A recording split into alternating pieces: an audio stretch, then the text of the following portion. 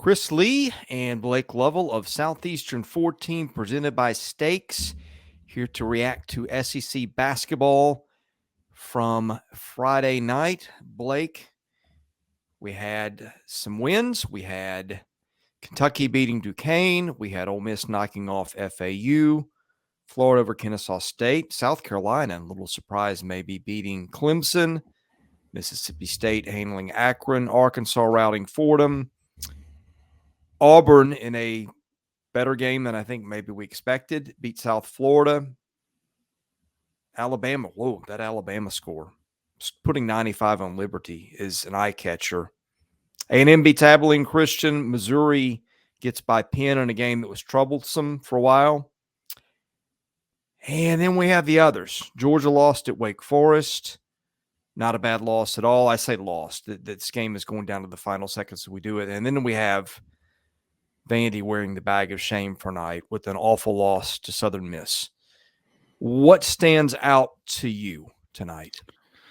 Yeah, I mean, I don't think there's any reason to go too far into the Vandy situation as a bad loss. We said in the last one, when they lost to Memphis, I just don't think they're going to be able to score. And they scored 48 points and didn't score in the final 4 minutes of a close game. And that's what that'll get you. They, right now, are not where they need to be. We'll see if they get there. But the optimism I had in our preview for Vanderbilt, maybe exceeding expectations, is going Blake, in reverse. they've got problems. They had, from what I understand, a coach and the star player jawing at each other at one point tonight, and that starting lineup was not what you would have expected. Well, that's one. I wonder if they got chemistry issues already. Well, I mean, again, we're probably talking about a bottom four team here, Yeah. and I don't think that's changed through 2 games. I mean, we kind of thought that before, so we said it best. They're probably a bubble team, and I mean, right now they're clearly a bottom 4 team. It's just a matter of how things progress from here, I suppose. Georgia, Wake Forest. Let's just get the bad out of the way quickly first. Georgia just, I think offense is going to be a problem for them at times too, and they made it interesting, I guess, down the stretch. But overall, I mean, that's just a team that I think will be up and down on the offensive side. Yeah, I mean, again, I don't. We didn't expect them to win this game, anyways, so I don't think it was that surprising for them to lose. They Wake Forest, obviously, Steve Forbes doing a good job there. As for the good that stood out, maybe.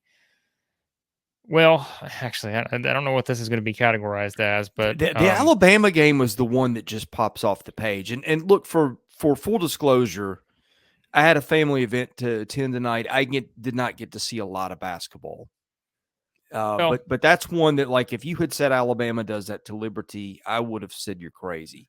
I know Alabama's a better team, but Liberty just can gum up your offense like that. Yeah, I think the issue becomes in those kind of scenarios is that, first of all, I don't know that this is Liberty's best team he's had there. Everyone knows if you listen to any Liberty basketball podcasts over the years with Richie McKay, we had him on our national podcast. I do, and I just think he's a fantastic coach, and clearly he's set them up for success every single season.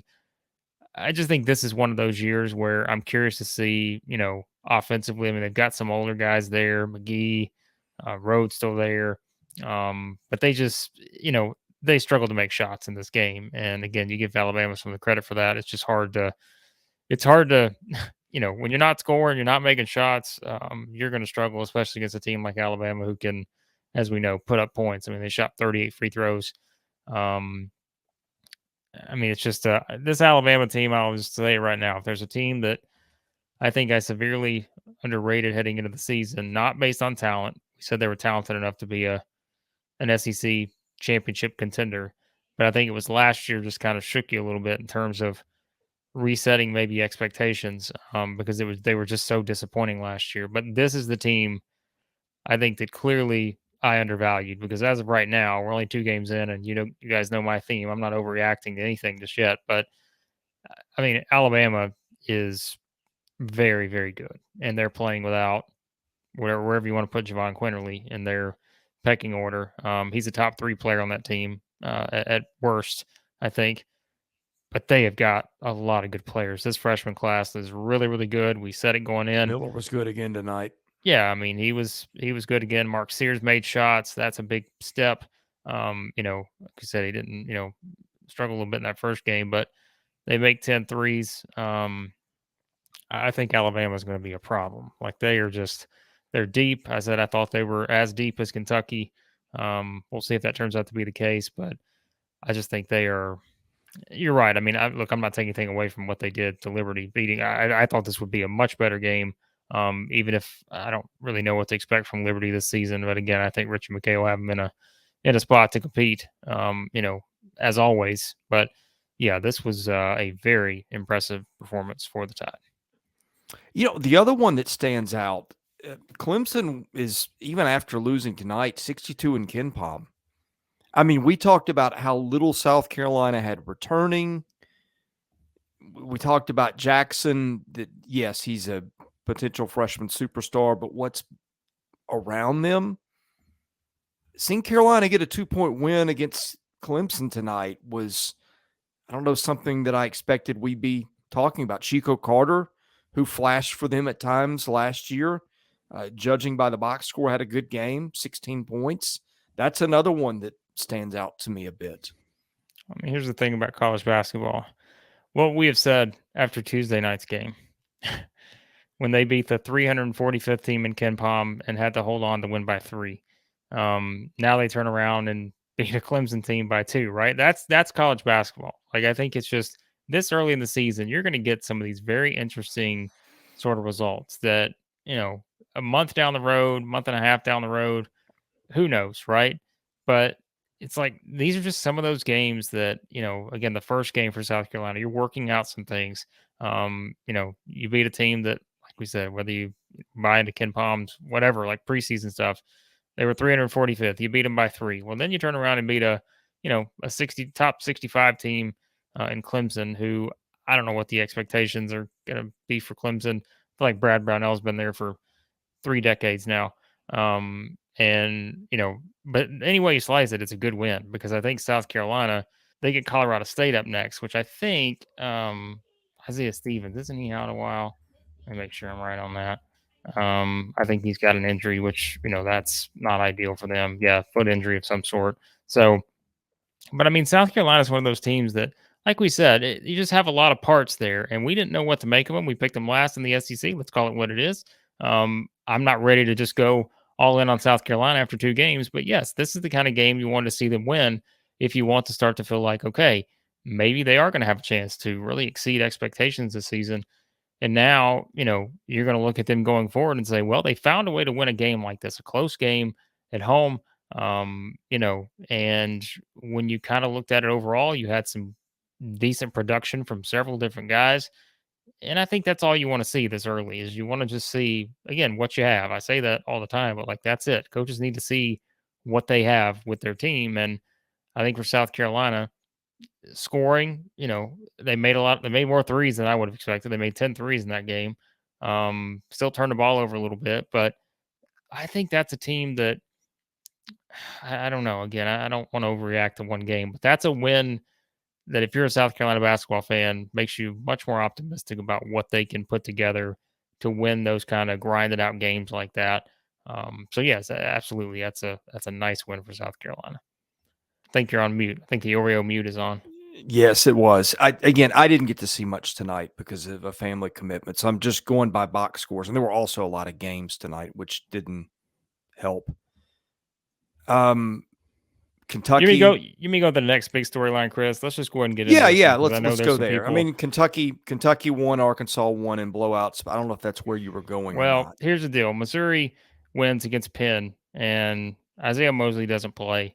And now there's just a lot, Twitter, Chris, it's where all the reasonable takes happen. Everyone jumps to conclusions thinking this or that about what's going on. And obviously, Dennis Gates has no idea what he's doing, apparently, because Isiaih Mosley didn't play tonight. Obviously, we have no idea what the story is behind this. Didn't he not play in the second half or not play much in the second half? He didn't play on opening night. Some of those down the stretch in game 1. So again, I have no idea. He may be at the press conference right now, so talking all about it. I have no clue. But I know there are a lot of Missouri fans that are, here you go, from our friend Gabe DeArmond, Power Mizzou, coach's decision. So Ooh. um, that's kind of what you would expect in this scenario. That's this is going to be one of those situations, and I already know what the 2 games in. response is going to be to this. It's going to somehow always be the coach's fault. But these are the kind of things this is what, like, early in the season, we always say there's so many unknowns. And like, could we have ever guessed this would be the scenario that we'd be talking about 2 games in? Is Isiaih Mosley, a 20-point per game scorer, doesn't play due to coach's decision? No. But you have a new coaching staff. And this is why we said this year, I think the SEC is going to be so hard to predict. You have new coaching staffs, you have new players. And when you combine the two together, Chris, some things can look really good on paper, but sometimes maybe it just is not what you think it's going to be. And I always say that when it comes to transfers, there's no guarantees. And so I'm very curious to see how this plays out, because obviously you're talking about a guy who can score. And Dennis Gates has decided, through 2 games here, that, I mean, there's clearly something going on, right? And it's something to do. We don't, I don't know. So we'll see. But that's Noah a Carter got storyline to 28 watch. for them tonight. So Yeah, some Carter of those was transfers are fitting right in. no, I was gonna say he was great. They can't defend. Let's just call it what it is. I mean, they're not defending. Brutal. But they are going to make shots. Like, I think that's a really good offensive team. And 2 guys right now, I'll tell you, Trey Million and Nick Honor. Give me a team of 10, and I'm going to find a place for those 2 guys, because those are the kind of guys you need to win games. And they're not going to get all, the talk. They're not going to do all the sexy things, but like, those are your guys that hold things together. And I think that's what we'll see as a theme for Missouri. No matter how many games they win this season, I think you'll see that Nick Honor and Trago Million are going to be out there a lot, because they're the kind of guys I don't think that Dennis Gates and his staff will be able to take off the floor. By the way, too, they had 16 threes tonight. So Ooh. when's the last time we said that about a Missouri team? I have no idea. It's been a minute. Yeah. But that's a storyline to circle with Isiaih Mosley for sure. I think our buddy Chris Dortch had Penn to win the Ivy, did he not? May have. I'd have to look that up. But I mean, Penn's usually pretty good. I think Penn had maybe a bad loss opening night, so maybe that's not going to materialize. But I know you've got a couple minutes left. What do you want to get into with the remaining time? Yeah, I mean, obviously we're not going to be able to jump into everything. It's SEC basketball after dark over here, since we're recording this at night. But yeah, I mean, look, I thought there was just a lot of stuff that, the Auburn game. I mean, here's the deal, right? They went 5 of 25 from 3. They missed 12 free throws. They turned it over 20 times. That's a South Florida team. Remember too that, who was it? Keyshawn Bryant. They lost to SEMO at home in game 1. Ooh, SEMO's awful. But again, that's what we keep saying. Like, that's the weird things that can happen. So there you go. They lose to the 292nd team in Ken Palm by 3 at home in game 1, and they turn around and take Auburn to the wire, the number 16 team, in game 2. That's just weird things happen in college basketball early in the season. But I don't think this is something we can't ignore. I think with Auburn, because it is something where you're going to look at this. We talked about the shooting. We said that was going to be an area that went 4-25 in game 1. They go, what did I say, 5 of 25 in game 2. So that's what, Chris, 9 of 50 from 3 in 2 games. Not good.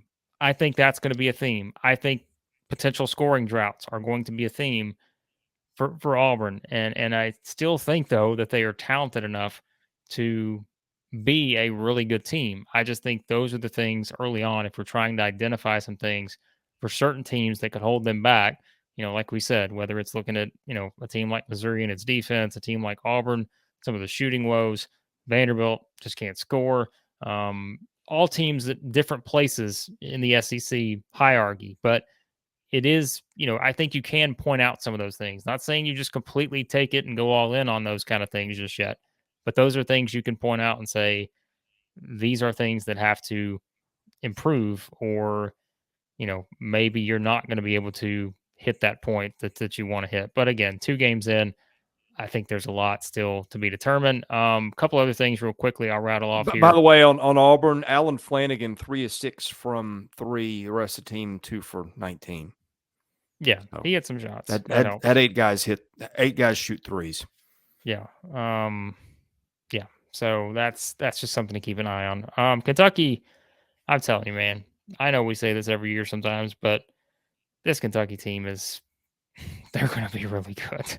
Because I mean, look, they hit 11 threes again. Keep this in mind. You and I were kind of joking. Everybody was shocked by the fact Kentucky could shoot the ball in game 1. We weren't shocked because we said CJ Frederick and Antonio Reeves are going to add a different element to this team. And they combined hit 8 threes tonight. Kentucky goes 11 of 19 from 3, 58%.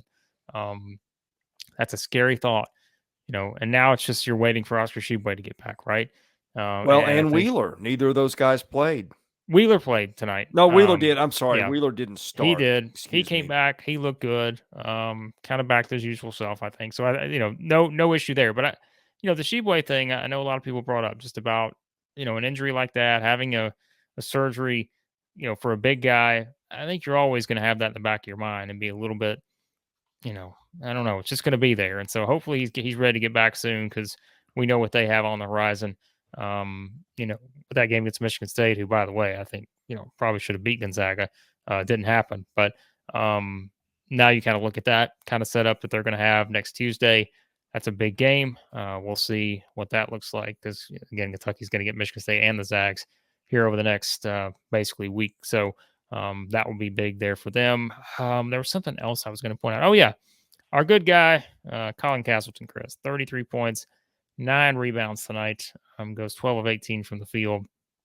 Florida had some stretches where they looked good. I was about to text you and say, man, I think I really undersold Florida too, but they also had some stretches that weren't necessarily perfect, but it's game 2. I don't want to, say too much, but I think Florida, you can see some things with this team. I think that they're another team that I wouldn't be shocked if we're looking up 2 months from now and are saying, man, that team's got a lot of upside in terms of what they can do, especially with the Castleton leading the way. I mean, some other guys made shots, but Colin Castleton was just, he's hard to cover for a Kennesaw State or anybody for that matter. So Arkansas Fordham wasn't a game by the time I got home. Any thoughts on that one? And then A&M beating Abilene Christian, which has been decent at times in the past couple of years. Made the tournament. Was it last year or 2 years ago? Yeah, they were pretty good. I think with Arkansas, I mean, that's something else. I mean, look, if you're looking at the stats and you watch them in that game, what was the common theme? Arkansas couldn't make a 3 for anything. But I think the thing you have to keep in mind with Arkansas is it's going to be such a different dynamic when Nick Smith's on the floor. And I think that just opens up so many other things they can do on the offensive side. Tonight they had good balance. They had a bunch of guys that contributed, played minutes, which you would expect, but it was still kind of your must special in terms of what was it? I think they had 6 guys that pretty much played the majority of the minutes.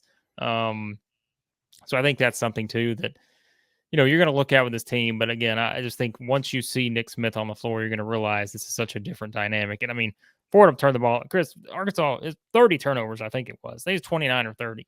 In terms of turnovers that Fordham had, I don't remember last time I looked, but I think it was 29. I don't know if we got the 30 or not, but so those are the kind of things too, and they pretty much did whatever they wanted.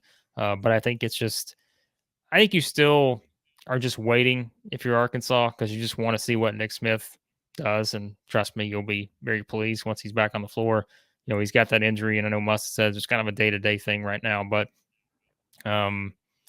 it's just gonna look so much different than the first 2 games have. And again, that's not saying anything negative. That's just 2 wins under your belt. But once you get Nick Smith back on the floor, it's gonna be such a different dynamic just because of what he can bring to that team. And elsewhere, let's see. I want to make sure.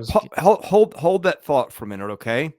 Because we need to get a quick word from our presenting sponsor, and then I want you to finish your thoughts, and I want us to do highs and lows just to kind of wrap it up tonight. All right. Before we do that, a shout out to our sponsor, Stakes. That's STAKES. Predict sports better than the crowd for a chance to win NFTs. With Stakes, players can submit their sports predictions against friends, other fans, and influencers forever. Don't let your sports genius go overlooked. Join Stakes and have the best predictions captured in the moment. Go to playwithstakes.com/14. Use our invite code Southeastern14 for a double welcome bonus. We'll be putting hoop stuff in here in the coming weeks. I don't know if they've rolled out their hoops on the college side for this year, but certainly a lot of football. So go there and help out the folks who help us out. Anyway, carry on. Yeah, quickly. Texas A&M, you said them. Yeah, they got to win. Abilene Christian. I mean, they're Texas A&M. They're going to play defense. We said this is going to be a defensive team, and I mean, I think that's what stood out to me. Again, not obviously I didn't get a chance to watch every game in full tonight, but when you watch A&M play, you know what you're going to see. You're going to see really good defense. And I think again, they're a team too that I think is probably still figuring some things out offensively. Turn the ball over a little bit, but I still think that they're going to be just fine. I really do. I think this A&M team, based on their defense, they've got a lot of upside. And, those four guys in particular, we talked a lot about heading into the season. Henry Coleman, Tyrese Radford, Wade Taylor, Dexter Dennis. We talked about Manny Obaseki a little bit. He only scored 4 points tonight, but those other four guys, all hit double figures. And I think that's kind of what you're going to need for A&M this season to be successful. And I think they've got a solid group, and their defense is going to take them far. And then the other game we really didn't talk well. The two games we really didn't talk a lot about, and I don't have a lot to add to Mississippi State, Akron. I still think this is going to be the Tolu Smith show. Decent some years, right? Am I imagining that? I still think this Maybe is going to be one. the Tolu Smith show. And I think what you It get was beyond tonight. that going to be hit or miss for Mississippi State. That's the thing we said going into the season. Like this, I'm not changing my mind based on two games. We said that going into the season. DJ Jeffries added 15 tonight, but I think it's going to be up and down. And I think that's going to make Mississippi State a hard team to figure out probably on a regular basis. But Smith again is an all SEC player, and that's going to give them a lot of chances to do some things in the paint, and he'll be able to drive them to a lot of places where they have a chance to win some games. And so I don't want to again knock them either. And then the Ole Miss Florida Atlantic one, that was the other one we haven't really talked about, but I think again you're still talking about a team that is playing without Deshaun Ruffin, and I think there's just a big difference there in terms of what they can be versus again. And let's be honest too, right? Like, I don't know exactly what we take away from Ole Miss just yet. Florida Atlantic, Dusty May's done a good job there, so that's a pretty nice win for Ole Miss, all things considered. So still though, I mean, the guys who are contributing are the guys you expect to contribute, right? Matthew Morrell, Allen, Brakefield had a nice night at 17. So still, I think like Ole Miss, Mississippi State, teams like that still got some things to, we need to see more, I think, before we can have a full judgment on those teams. All right. Teams that impressed you the most tonight, and maybe players too, and teams that didn't. Well, I mean, Kentucky's at the top of the list. I think I'd put Alabama right there near Kentucky. I think that, and again, Alabama beating Liberty the way they did, as a big Richie McKay fan, I think that's hard to do when you beat them by 36. Again, that's just, man. I said it. I think Alabama may be deeper than Kentucky. I'm not saying that I would rank Alabama number one ahead of Kentucky right now, but I think Alabama may be a deeper team, and that's scary to think about. But I say that knowing that Kentucky is very deep too, and I don't care if it's Duquesne. Keith Dambrot does a good job with that team too, and this Kentucky team, I'm telling you, they are something. If they're making shots the way they've been making shots so far from the outside, they are going to be hard to handle. And I'm not saying they're going to hit 11 threes every night, but you know what? They have Reeves and they have Frederick, and those guys can each go off at any time and make threes consistently. That just adds another dynamic to this team. So, I mean, again, obviously, got teams like Arkansas played well, and I mean, you got to give South Carolina a nod for their win, but I think Kentucky and Alabama would top the list for me. Yeah, I mean, and remember, if people missed it earlier, no Sheboy. Yeah. Right. So, I mean, you're getting other guys a chance to develop, and I know Duquesne's not Gonzaga, but By the way, Chris, still. Onyenso, keep him on your 9 I points, was going to ask 6 you because he rebounds, 3 was blocks. No, I mean he was a top tier guy, but like he's some okay. that I think initially was viewed as okay. Obviously, has the size. It's just what does the rotation look like? Obviously with a Sheway there, how's he gonna be able to pull into that? But I'm telling you right now, he's gonna play some minutes, even with Sheway. Once he's back, I think this guy is so athletic and can block shots. And we said, remember that stat we brought out about Kentucky? Their best teams have blocked shots, and they haven't done that as well the past couple seasons. And so I think he adds a shot blocking element they really need. So he'll play some time this year, even when Sheway returns. I think. Yeah, they're just there. I guess better way to say it. There wasn't going to be a lot of room for minutes. Well, and of course, there's been some more room for minutes given the Sheboy situation. Maybe that's a better way to say it. Yeah, I'm looking. Yeah, and Lowe's. I just think that was for a Vanderbilt team that was looking to, maybe try to push for the NIT, losing to 324 in Ken Palm at home when you're 16-point favorites. I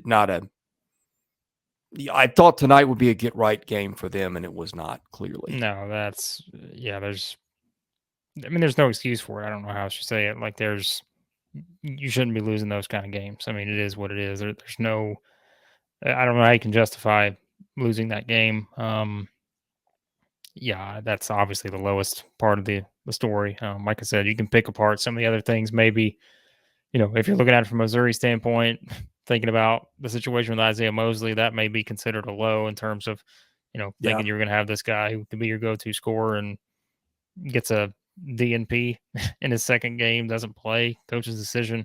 That's not ideal, no matter what the scenario is there. So that I think, like I said, I think the Auburn shooting thing is something to track, but there's no comparison in terms of Vandy losing a game that they absolutely should have won, and yeah, there's really no excuse for it. Yeah, they're not getting anything out of Jordan Wright, and we wondered, what's that going to look like with no Pippen? I mean, losing Pippen, it just destroyed their offense. They can't get looks on their own. The Mosley situation, again, for people who don't know, was he player of the year in the Valley last year? I mean, if he wasn't, he was close, averaged 20.5 points a game, shot the ball well, was a guy, I think I'd seen him mentioned maybe he's the top newcomer in the league somewhere. Yeah. Or that might be a stretch, but top 5 in terms of production. I mean, there's no way around it. Again, I say this because, we're all amateur sleuths on Twitter, apparently. I have no idea. And Dennis Gates came out. I read it to you, what he said. That's all we know. So unless somebody inside the program wants to send out, information to the contrary, he's basically, Dennis Gates said that, I mean, again, right from Power Mizzou, gave the arm in here, said he was available, but a lot of guys didn't play. Said the team has depth. No further issue. Now, again, Chris, do we think there's a further issue? Perhaps, but I don't know that. I mean, I have no idea. I'm not there. So that's just what his agent would say. Listen, I can't tell you. No comment. No comment. Well, we'll have plenty of comments coming up the rest of the week. We've got football to cover. Tomorrow we're doing this Sunday. The days just they go by so fast. That is anymore. We're Friday. Friday night is when we are doing this. Yes. Tomorrow, as we speak, will be football. We will talk about that. We will have predictions dropping Monday morning. We'll have power rankings. We might even do a hoops power ranking next week. We will. Because why not? All kinds of fun stuff here. I've even got a new little feature in the studio here that you can't see because I put it right where my head is in the way. So right. Anyway, we're not in mid-season form yet, but we'll get here. Anyway, thank you to Stakes. Thanks for watching. We're Chris, Lee, and Blake Lovell at Southeastern 14, and we'll see you again soon.